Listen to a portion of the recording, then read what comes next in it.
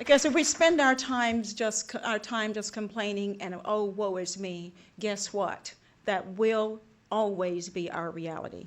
So I want to get to the people who really have something to say. And Senator Crumley, may I start with you? And I would just like to ask each one of you, we'll start with Senator Crumley and move down the line. And if you've got your program, you notice that we left off Dr. Thomas. That's because he is so fabulous, some people don't need to have their names listed. He's just that kind of guy, you know, he's a wonderful man. But Dr. Thomas, apology for leaving off your name, but we know you're always about doing the work. So if each of you would take maybe about a minute, no more than 2, so we can get to some questions and interactions. Just introduce, yes? Senator Steele is here. All right, Senator Steele, come on up. There is a chair right here. And Senator Steele, since we've started with introductions, and you just got here, I know what it's like sometimes try to sit down and get right into things and think, you know, we'll lay some patterns here for you. So Dr. Nash, in that case, why don't we start on your end and come this way? And that will give Senator Steele a lot of modeling for us to get this right. And then we will get into some questions. Do you mind starting? Okay.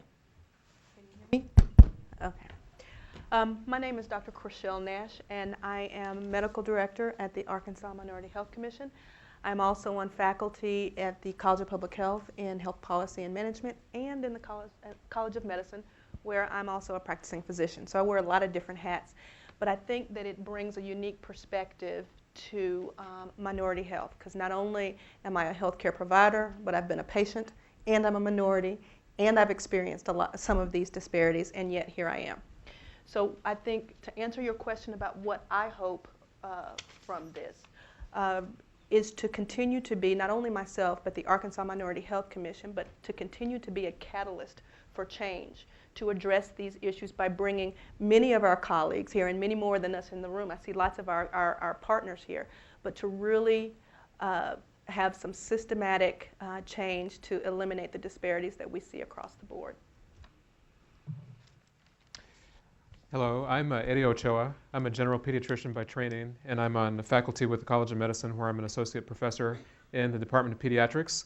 I take care of patients in the general pediatric clinic at Arkansas Children's Hospital, and like Dr. Nash, I wear a lot of different hats, not the least of which include some policy hats with the Arkansas Center for Health Improvement on the Health Policy Board and the Governor's Healthcare Rep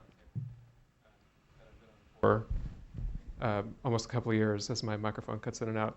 I'm also on the board of directors for Arkansas Advocates for Children and Families, so in that role, I kind of bring what my patients tell me to the table, as well as what I know as a healthcare provider, to try to address some of these issues that we all care about and that we all care deeply about doing something about as quickly as possible. Thank you. Go ahead. I'm Elaine Pruitt. I'm an associate professor of health policy and management in the College of Public Health. My role I have a couple of roles as an academic person. I have an active research project ongoing that I'll be talking about a little bit here in terms of the overall mission of the college. And I also co-teach a course in health disparities for doctoral level students in our college. The overall mission of the College of Public Health is to improve the health and well-being of our Arkansans. And so to accomplish this mission, the college has established centers. There are basically 4 centers in the college, 2 of which are mandated by the college or that were initiated by the college, and 2 of which are funded by federal support. There's the Center for Obesity Research, the Center on Tobacco, which are really initiated by the college, and then the 2 that are funded federally are the Arkansas Center for Health Disparities and the Prevention Research Center. The latter 2 of those latter two centers, we really have some active programs going on now addressing issues of obesity in rural communities in the state, tobacco cessation, adolescent obesity, faith-based weight loss, and with the Prevention Center, we're targeting healthy eating and physical activity in schools in the Delta. Thank you. Good evening. I'm I'm Chris Patterson. I'm the director of our Office of Minority Health and Health Disparities at the Department of Health. I'm a social worker by training. I think we all probably wear many hats. I'm on adjunct faculty at UALR's College of Social Work, and I'm also on faculty at the College of Public Health in the policy section. In reference to my wish and dream, I've been in minority health, actually been in minority health office at our Department of Health since 1991, and I would love to see a day that we will not be having these conversations in reference to eliminating the disparities. That's my worldwide dream. Thank you.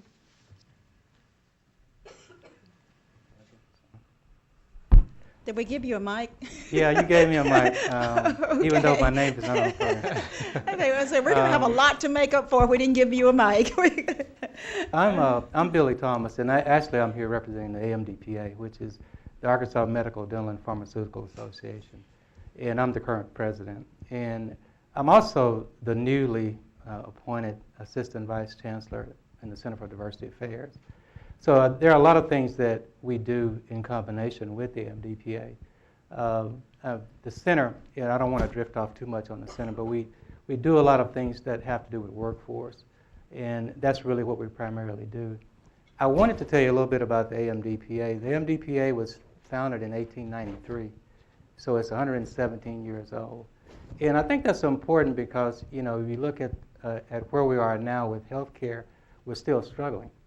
And if you look, I was looking at some reports the other day, and you're looking at the admission rates and the ratio of minority physicians and so on. We haven't improved very much since 1950. We were about 3% of the total number of physicians in 1950. We're only about 8% now. So things are progressing slowly. I think the thing I want to tell you about the AMDP is that we do a lot of community service. The thing we focus most on is student development. And we do that through scholarships and mentoring programs. We're always visible at some community service. So I think the thing that certainly I want out of this is a closer collaboration, not only with the colleges on the campus, but with other community organizations to actually increase the number of what we call competitive applicants to all these colleges.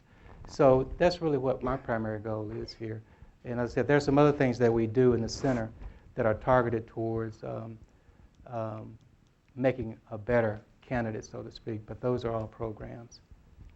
All right, thank you very much. And Senator Steele, I would just let, so you'll know before I just come to you in just a second, if you will, I know you were key person and sponsored some key legislation that has had impact on disparities, and so if you'd be thinking about that and just talk a bit about some of those key issues you've worked on when we come to you, that's what we'd like to hear from you. And Senator Crumley, you're next. Would you just explain to, I know you're chair of a subcommittee that we'd like to hear much about what you have been doing with that subcommittee around the state.